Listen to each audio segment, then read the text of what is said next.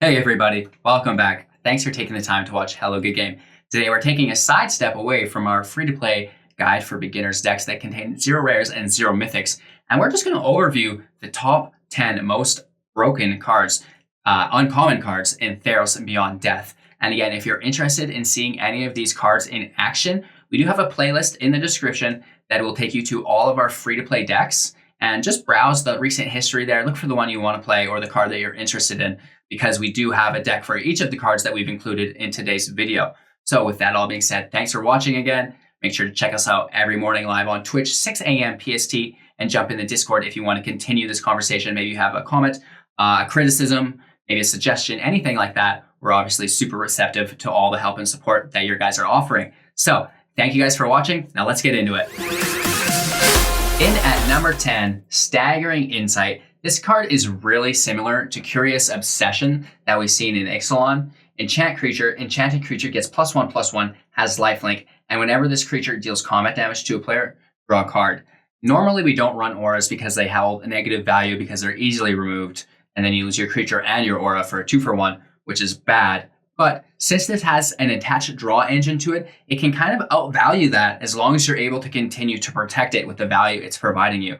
You get a counter on it and you get lifelink. So this is beyond broken, you guys. Staggering Insight in at number 10.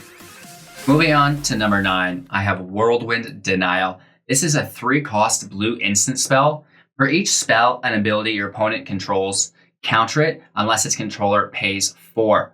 So that's really, really cool and very, very unique. Something that we've not seen a lot in previous sets.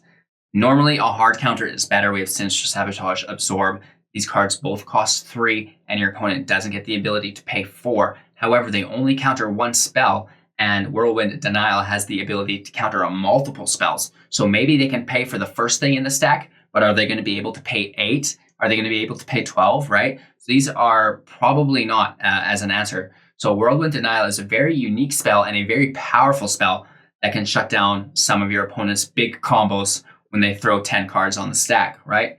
So that's why it gets my choice as number 9 most broken card in Theros Beyond Death. Rolling into number 8, we have Hateful Eidolon. This is my favorite creature of the set. It is a black creature, a 1-drop with 1 strength, 2 toughness, lifelink, and the ability of whenever an enchanted creature dies, draw a card for each aura you controlled that was attached to it.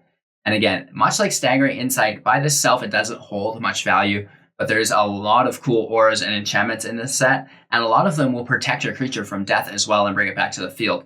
That's why I've been loving Hateful Eidolon so much, you guys. Check out some of my decks if you're curious of seeing this bad boy in play. He is an absolute house. So in at number 8, Hateful Eidolon, my favorite creature of the set. My number 7th most broken card in Theros Beyond Death is Hero of the Nyxborn. This is a 3-drop creature, 2 strength, 2 toughness. When Hero of the Nyxborn enters the battlefield, create a 1/1 white human soldier creature token, and whenever you cast a spell that targets Hero of the Nyxborn, creatures you control get +1/+0 until end of turn. So a very powerful card. Not only does he create the token, but whenever you target him with a spell, all of your tokens are going to raise up and be that much more powerful. So this is a great card for Boros tokens. That's why it gets my pick. It's number 7 most broken card in Theros Beyond Death. Number 6, Sonia, Captain of the Pleiades. This is a 2/2 creature, also for 3, very similar to Hero of the Nyxborn. However, a little bit of extra value hidden within here. When Sonia, Captain of the Pleiades, enters the battlefield, look at the top 7 cards of your library. You may reveal an aura card from among them, put it into your hand, put the rest on the bottom of your library in a random order, and whenever an aura you control becomes attached to a creature you control, create a 1/1 white human soldier creature token. So this gets the notch up from Hero of the Nyxborn because she has the ability to create tokens every single turn. And if you don't have the tokens, how will you get them strengthened up, right? If you buff up 2 tokens, it's nothing. But if you buff up 5 tokens, now we're talking business, right? So that's why Sonia is in at number 6, whereas Hero is at number 7. Both 2/2 creatures, multicolored for 3 that have great abilities.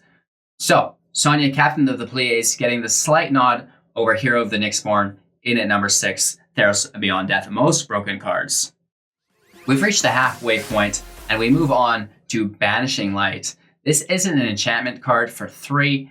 When Banishing Light enters the battlefield, exile target non-land permanent and opponent controls until Banishing Light leaves the battlefield. This is great because it's strictly better than a lot of the cards that we see that do the same thing. We have cards like Prison Realm, also for 3. You do get the Scry on Prison Realm, but you're restricted to creatures and planeswalkers. You can't hit artifacts, you can't hit enchantments, so that's a big bummer. That's why Banishing Light gets my nod of approval as one of Theros Beyond Death's most powerful uncommons, is because it has the ability to exile anything. And in a set that's filled with artifacts and enchantments, you are going to want to be able to take care of those as a prime directive. Never mind creatures with indestructible, like all of the demigods, right? So this card is great, and that's why it gets my pick. It's number 5, Theros Beyond Death. And at number 4, I think Elspeth's Nightmare is really good. This is an enchantment saga for 3, black. Turn 1, destroy target creature an opponent controls with power 2 or less. Turn 2, target opponent reveals their hand. You choose a non-creature, non-land card from it. That player discards that card. And turn 3, exile target opponent's graveyard. Amazing, right? So turn 1, we get removal. Turn 2, we get to look at their hand and discard. And turn 3, we get to get rid of their graveyard, which typically isn't good. But in the current meta, oh my god, you guys, that's great. We have a ton of things that interact with the graveyards, such as Elspeth Conquers Death, any of the escape cards like Croxus, and of the like, Woof. So it's great to just be able to get rid of their graveyard. Never mind old cards like Vantress Gargoyle, right? So this is a great way just to keep those graveyards empty. And the reason why it's in at number 4, Theros Beyond Death, most broken uncommons.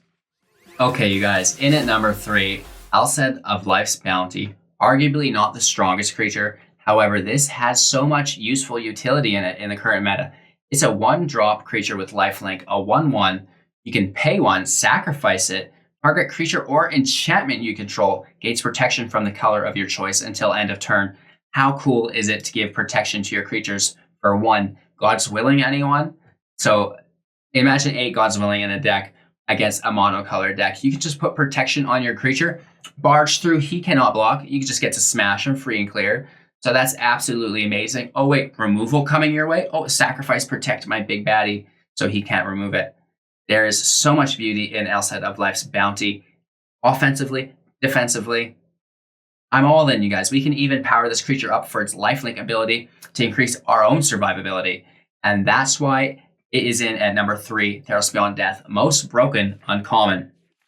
Okay, you guys, in at number 2, the moment you've all been waiting for, and the moment I suspect you've all seen coming, Grey Merchant, Hero of Asphodel. For 5, it's a 2/4 creature, and when Grey Merchant of Asphodel enters the battlefield, each opponent loses X life, where X is your devotion to black. You gain life equal to life lost this way. What? Why is this card so good? I'll admit, it's a little expensive, but you have ability to bring this back into the battlefield, flicker it. There's so many options to use this card effectively, or just play them on top of each other, right? And he has 2 devotion himself, and by the time you get to turn 5, you should have that devotion built up quite substantially. So not only does it deal damage and have field presence, but it also gains you life. What more could you ask for, you guys? Grey Merchant of Asphodel, in at number 2, Theros Beyond Death, most broken uncommons. The moment you've all been waiting for, the most broken uncommon card in Theros Beyond Death. I'm sure you already know, Onyx Hardened in the Forge is an absolute house. I can't even handle it, you guys. This is a 3-drop creature. It's a 0/3 when it comes on the battlefield. However, Onyx's power is equal to your devotion to red. And whenever Onyx or another non-token creature you control dies, create a 1/1 red Satyr creature token with this creature cannot block. And if the creature had power 4 or greater, create 2 of those tokens instead. Wow.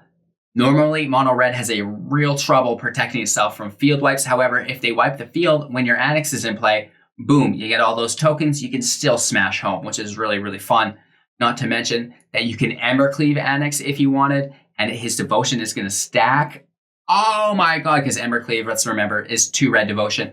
Onyx is 2 red devotion. So boom, right there. He's a 4/3 with double strike on Embercleave, actually.